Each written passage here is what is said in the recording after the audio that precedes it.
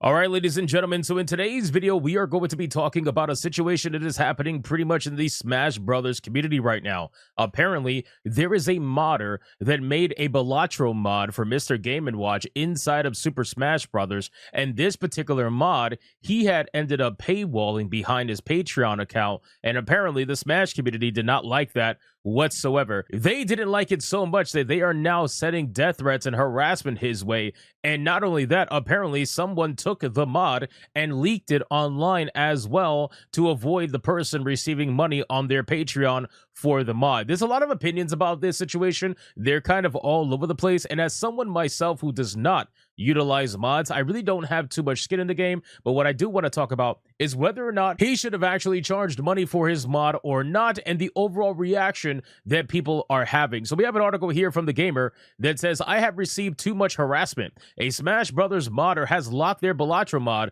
free after receiving abuse for paywalling the mod. Now, when you look at this actual mod, it looks pretty damn cool. We're going to watch a video of the mod in a second. But to be honest with you, when it comes to mods, I want to say it like this. And I know a lot of people may agree, disagree with that, but just realize I just want to be as objective as possible. When it comes to the modding scene, right, most mods are offered, for the most part, for free. Most mods, right? Not everyone. There are some mods out there that people try to charge for, and that's their prerogative, right? If somebody wants to put in XYZ amount of work to create a mod, then they have every right to do what they want with that creation. Nobody says like you have to give the mod for free.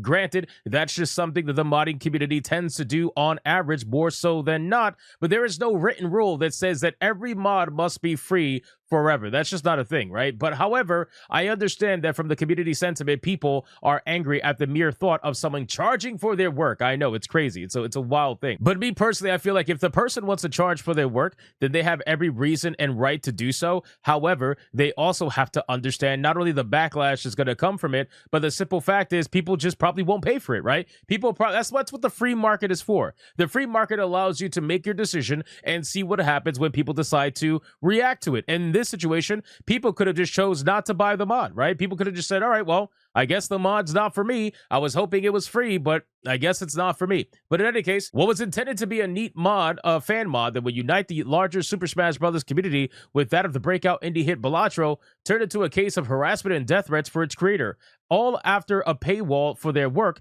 something other creators in the space have done before. The end result is a rather tumultuous 48 hours for its creator and larger questions about the behavior of communities and whether mods should cost real-life money. And then again, I'm all for these discussions. I think it's great to have these kind of conversations of whether or not a mod should be chargeable or not. But at the end of the day, there is no written rule either way. You can talk about unspoken rules. You can talk about, I guess the community sentiment. You can talk about all that stuff. But there is no written rules going either way of whether or not a mod should be free or should be chargeable. There is no written rule. But however, I will say this. This is a Nintendo game, okay? This is a Nintendo, the litigious company, the ultimate litigious company, Nintendo. This is their game. If they find out that you are making a mod for their video game, and they find out that you are charging money for the mod for their video game, I would expect Nintendo ninjas on your doorstep within a week, if that. That's my only stance about charging for mods, because once you charge for mods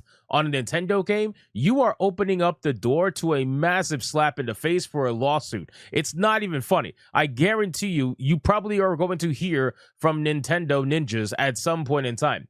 But again, whatever the stance you take, the creator did not deserve this level of harassment. And again, this is another thing too. So these communities, all the communities online, it's not just the fighting community, all communities online have this level of hardcore to it where there are certain people in the community that will always take it too far. They will always take it to a point that it never has to go to. And in this situation, that's exactly what's happening here. If you are getting death threats and harassment because you decided to charge money for your work, that's fucking insane, right? If you are going to the level where you want to threaten someone's life because you couldn't get a Balatro mod for free, I think you should probably check yourself and see exactly what's going on. If you got that emotional over a Balatro mod not being free, I think there might be something a little bit wrong. But aside from that, I can understand people being upset about it.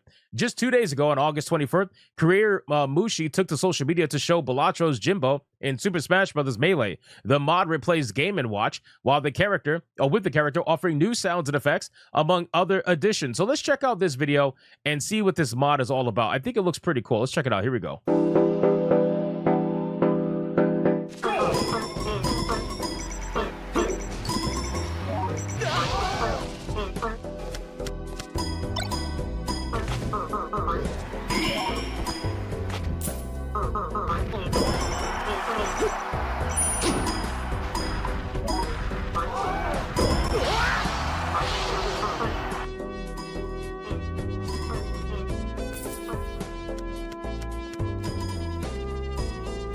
So clearly, right off the bat, you can see that there was a lot of work put into this mod.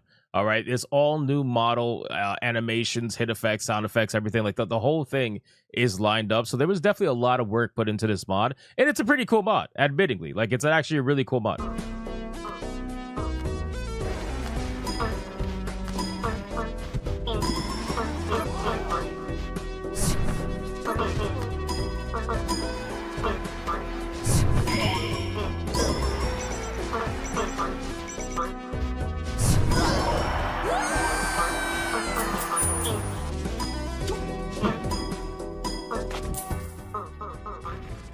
So this is the part that everybody went crazy over. The moment it was announced about a minute into this particular trailer that you could get this skin on their Patreon, that was it. People lost their fucking mind, and they're like, how dare you charge for the work that you put into this mod?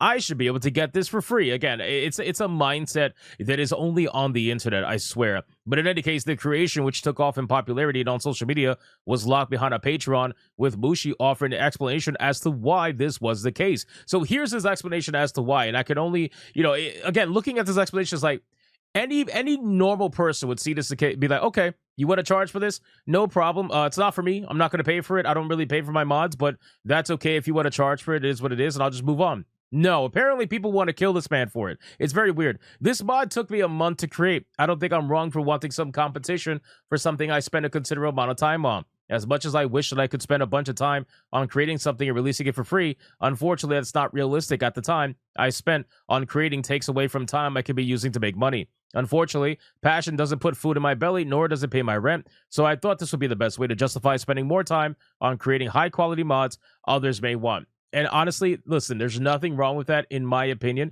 Just realize that the majority of people are not going to spend money on mods. And I'm sure he probably knows that, but the majority of people are not going to spend money on mods. And in the modding community, it seems that people just get fucking pissed. Like, I don't know if this is just a Smash community, but overall, I know that if somebody tries to charge money for mods, this has happened before, right? People have charged money for mods before. People have given away massive amount of mods for free, right? So it's kind of just all in between. At the end of the day, me personally, I don't really know how to feel about this because I'm not a modder. But what I will say is that, yes, it is reasonable for him to want to charge money for his mod. But yes, it is also reasonable for the modding community to expect or have an issue with someone charging for a mod that is normally available for free elsewhere by other people. So I get it. This is basically a community that has been trained to not pay for anything. So when someone asks money for something, they get a bit angry. But apparently that didn't seem to align with the gamers, as the mod was then leaked online by an ex-patron, which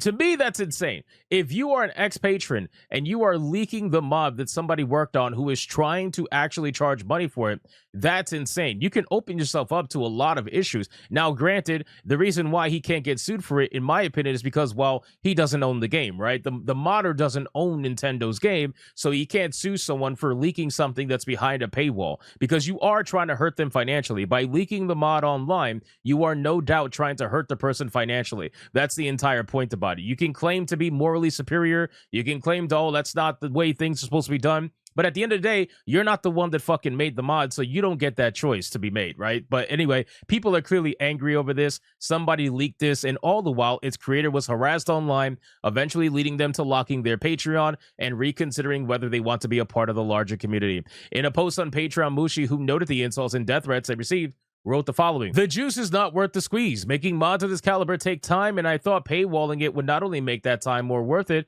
but encourage and give me the freedom to make more. It's an extremely unfortunate end result for a creator that absolutely had every intention of uniting communities." So it looks like this person is completely over it. They're not going to be making any more mods, and that's kind of sad considering how good the mod actually looked, right? You can think what you want about whether or not he should charge money, but these are high quality mods that he is putting out, and unfortunately it looks like he's no longer going to be doing so for whatever that reason may be. People have their opinions. Again, this person over on The Gamer says, "What a lame excuse. There are modders who spend years making a big mod and they don't ask you to pay for it.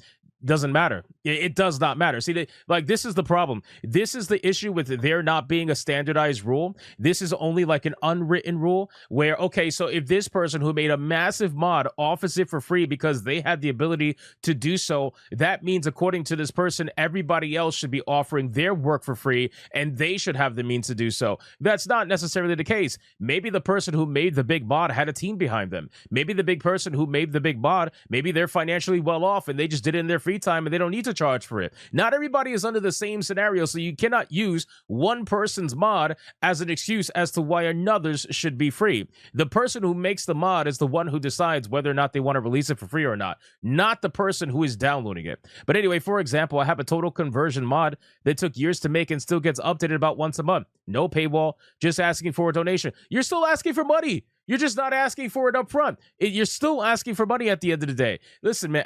Oh my God. If you have the ability to release a mod that took you years to make, congratulations, bro. That's your choice. That was your decision. You decided to do that. That doesn't mean that because you decided to do that, everybody else should do that. You don't make the rules, right? That's the problem here. But anyway, weird though. The only way you don't make money by spending time doing things will be doing things in your free time. Or did he imply he did it under work hours and the company didn't pay him for that? No, what he is implying is that the free time that he spent making the mod, thinking that he was going to be able to charge for it and maybe make a couple of dollars off for it, he could have spent doing something else that would have made him money. That's what he's saying. He's not talking about doing it under company hours. He's saying that the stuff that he did in his free time thinking that it would be profitable ended up not being profitable at all because people think he shouldn't be charging money for it. So now he's going to have to go do something else that's going to allow him to make money to help support himself. That's basically what he's saying. That's why he's giving up on mod making, because you guys want it for free and he can't do that. Of course, you are free to paywall your mod. I agree. Just don't complain if nobody wants it. He's not. He wasn't complaining. It's the people who wanted it for free that are complaining. And the harassment is childish behavior from some brats. There's no need for that. I agree. There's no need for it. So again, he's not the one that was complaining that nobody wanted it. It was the people who wanted it for free that were complaining that it was paywalled. That's the hilarious thing about all of this. So he was perfectly fine with uploading his mod behind a paywall, and whoever supported is whoever supported. It was the internet that said, no, you should put it out for free. We don't feel like you should make money for it. We're going to complain, and we're going to leak your mod online to stop you from being able to make money for it. At the end of the day, man, this comment right here is the one that I agree with the most. I don't condone the harassment, and normally I'd have no problems paying small fees for mods, but this is a special case. Smash Brothers is published by Nintendo, who is notoriously litigious and already doesn't like people modifying their games in any way.